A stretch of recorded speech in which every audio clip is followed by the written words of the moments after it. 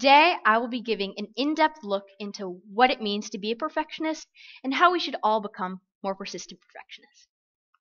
Perfectionism, a personal standard, attitude, or philosophy that demands perfection and rejects anything less. Now, this idea and definition of perfectionism is true for some, but different for others. Take a look at all these people you may know.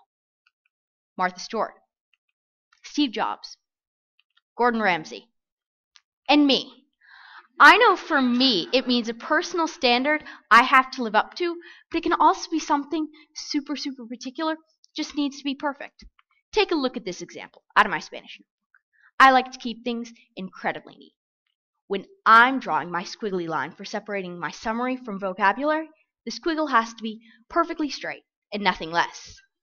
Now you may be asking yourself, well, aren't squiggly lines supposed to be squiggly? Yes, but the squiggle needs to be perfectly even and aligned with the page.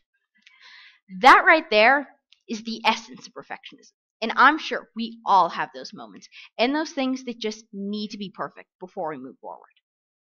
Similarly to my squiggles, Steve Jobs, as I briefly mentioned earlier, was a well-known perfectionist. Whereas my squiggle drawing could take, even 10 minutes, his scroll bar functioning took 6 months to perfect. Here's the bigger picture, though. Perfectionism is that standard attitude or philosophy that for you means everything. Staying up till your eyes are glazed in red, working on something the teacher didn't even assign. That is just one example.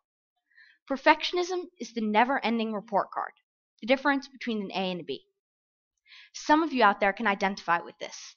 The pain when you see your report card and in a sea of A's, there's one B. On a more positive note, there are multiple pros to being a perfectionist. You generally do very well in school, and you always go the extra mile, even for things that aren't necessarily asked of you. You have determination, drive, really good qualities to have. Perfectionism isn't bad. These important qualities are things perfectionists have naturally, and other people don't. So consider yourself lucky. Now, the irony of perfectionism is, while most perfectionists work super hard, we are huge procrastinators. The minute I found that out, I knew there was no doubt I was a perfectionist. Now that you've heard about perfectionism, it's the perfect time to let you experience a weekend with a perfectionist. My weekend. As I'm sure all of you know, most weekends here are stunningly beautiful. Not even pausing to take the time to enjoy my day, I begin to work. Normally, I have just a little to do. Maybe some English, maybe some science. Whoa. A free weekend doesn't come very easily in my world or that of a perfectionist. In just 10 minutes, I have worked out exactly how to throw these wonderful days of rest and relaxation down the toilet. Work, and you guessed it, more work. Did a teacher say, extra credit project? Oh, might as well add that to the list. Get ahead on the English book. Oh, why not? Work on partner presentations in Spanish. Sí, obvio. And while we're at it, jazz up my original science and English work. And don't forget, recopying the chart. So before I know it, I have tacked on a whole week's worth of work. There's no stopping now, though. Once I've told myself I can do better, I can't say no. I can't put the books away. Because even if I do, I will feel so guilty for not going the extra mile, I have to take them right back out again. So to conclude my story, my once sunny weekend is turned into a rainy nightmare. Based off of numerous articles I've read, perfectionism is rooted in an underlying fear. Could be something simple or complex, but for whatever reason, warrants the person's behavior and inability to stop his or her perfectionist habits. I've come to realize my perfectionism is rooted in an underlying fear of questioning. If I don't turn in my work at exactly my standards, I feel my teachers will question. If something is not as organized as it normally would be, I fear my parents or peers will question. You see, for me, I can't turn in anything unless it's my best. Otherwise, I feel I will be questioned. One huge characteristic of perfectionism is that the bar is set unbelievably high. Once you set a standard, oh, there's no going back. Everything from then on has to be perfectly aligned with that standard, and nothing less. It means your work is of very high quality, and it definitely makes you feel proud. This is a trap, however, in multiple ways. Now all of your work has to be to this standard. You feel the people around you will question you if it's not. You feel your teachers will question you. And then, turns out the teacher gives you a B or a B+. It breaks your heart. How, if you had worked so hard, did you get a B? This is something most perfectionists suffer from, and I certainly know it applies to me. So if you think back to that weekend scenario, this is what you will find. Simple homework assignment or project is what turns my sun into rain and my smile into rage.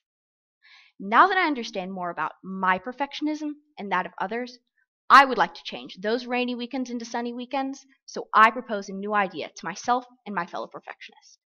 Steve Jobs was a perfectionist, as you have realized or known, but there is even more to perfectionism than we have talked about. Steve Jobs is an example of this. Most perfectionists have persistence. This quality is the driving force behind perfectionism. Perfectionists wouldn't be perfectionists without the aid of persistence. It is the main contributor to our worth ethic. So, what does this have to do with Steve Jobs? Steve Jobs is the balance of perfectionism and persistence I will be telling you about today. Every component of his various devices were perfected down to the last minute detail. Special Apple factories developed because he did not contract out the making of different parts to different companies. Everything was unique to Apple. Cables, hardware, software. Means Apple computers were very hard to customize. As a result, nobody ever came near any of his products. Here's where the persistence comes in. Did he stop? Quit? Give up? Choose another company or career? Through everything that happened, he did not once say no. And look at where Apple is today. How many of you out there have Apple devices, and do you like them?